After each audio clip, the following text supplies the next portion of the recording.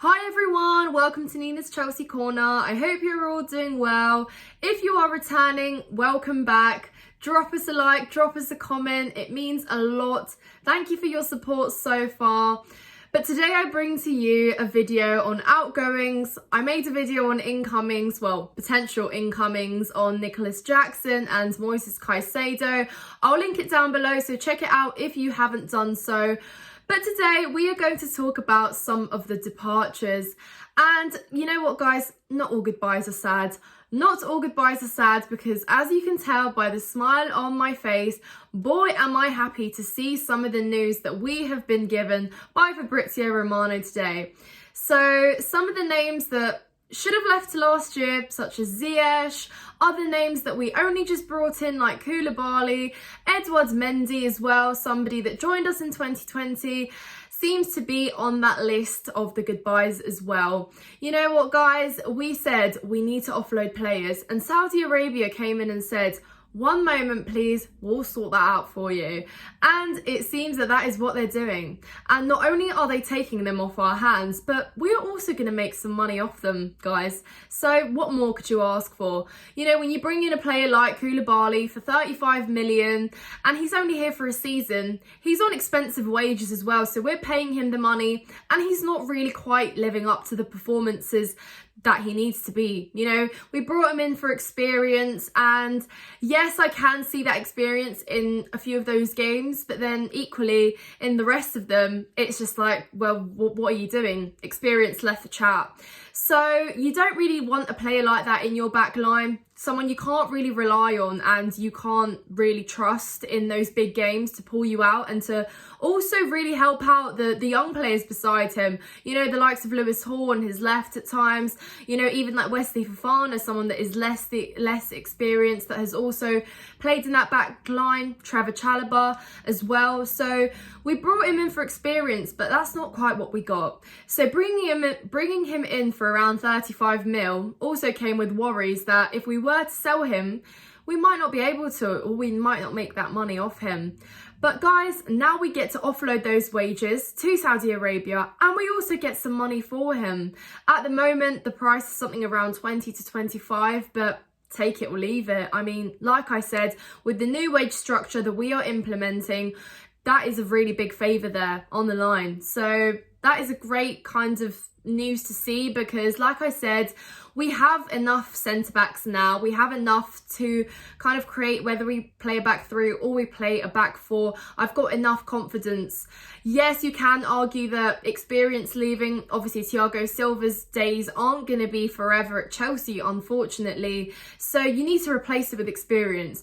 But you know what? With Colwell, I think he can be a regular starter. I think Silva can still start a fair few games. Obviously, Chalobah's future is kind of uncertain.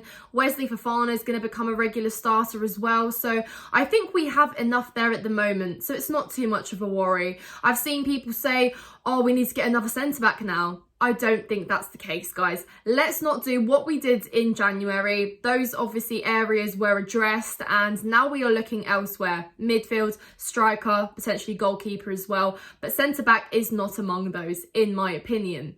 So that's on Koulibaly. I personally don't think he was the worst player. You know, he still had some good moments, but he wasn't really anything better than average at best. So let me know your thoughts though. I'm interested to know what you think on Koulibaly.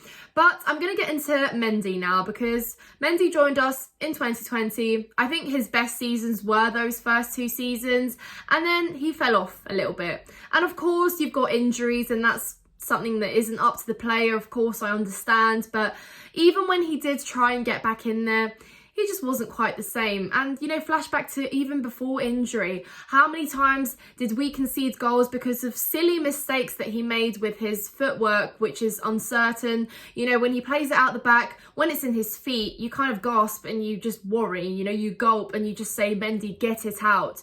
That is not really what you want to be thinking about your goalkeeper, you know, oh my God, just clear it, just dash it out anywhere. you want some sort of composure, you want some sort of confidence in the goalkeeper there, and we lost that with Mendy. Of course, he won Goalkeeper of the Year, UEFA's Goalkeeper of the Year, had a fantastic run in our Champions League campaign. He made some great saves as well. We knew that Kepa was the better penalty saver in terms of statistics and stuff like that. So, you know, in the Carabao Cup final, even though Mendy had a good game, Kepa came on. So we've always kind of had a strength and a weakness in both our goalkeepers, but I think it's no secret to anyone that an upgrade is needed. So Mendy is departing. I think he seems happy with that departure as well. And I mean, it's safe to say that we need to sell a goalkeeper anyway. Whether Kepa's going to stay for another season or we're going to buy another goalkeeper now is yet to be established. However, like I said, there's other priorities first, before and foremost. And we will see what happens with that. But yes, like I said, Mendy was very costly in a lot of those games and it was a fall from grace. So that is another goodbye that is to be said. Let me know what your thoughts are on that as well. Hakim Ziyech. For anyone that has ever watched any of my videos or anything that I have ever said about Hakim Ziyech, you all know that I am not his biggest fan. I have been nothing but critical on Hakim Ziyech. I think he is a talented player and he has been. His crosses, his left foot has been very, very special in a lot of those moments, you know, against Tottenham. That goal always will be phenomenal. However, with Hakim Ziyech, you don't get attitude, you don't get desire, you don't get anything like that.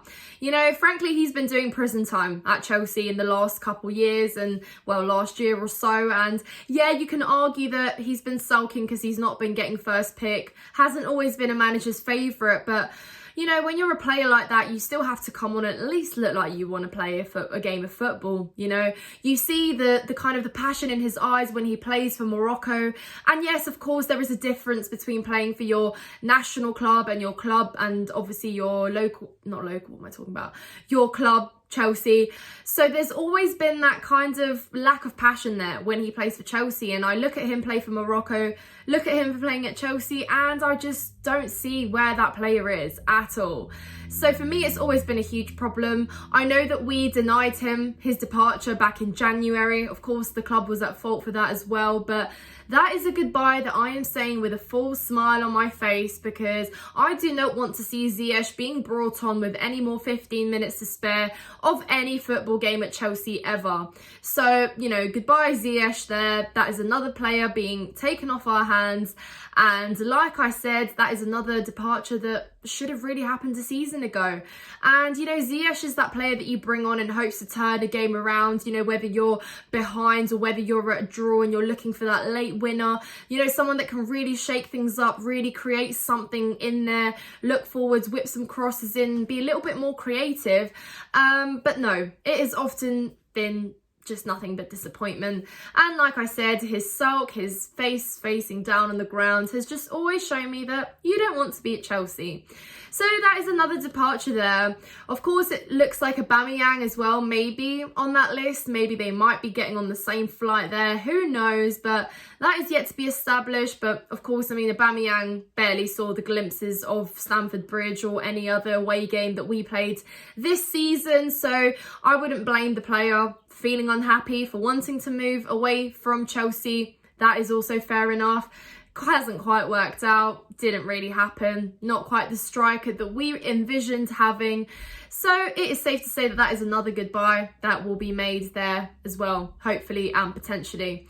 So let me know your thoughts on these players that I have just mentioned, guys. It seems that a lot of them are positive. If we can make some money off them as well, then even better. You know, that is an offload on our wages. It is an offload on our expenses as well. So what more could you possibly ask for? So if you have still watched this video, thank you so much. Also, leave a like, leave a comment down below, subscribe to my channel, guys, on the road to 500. Thank you so much. Have a great day.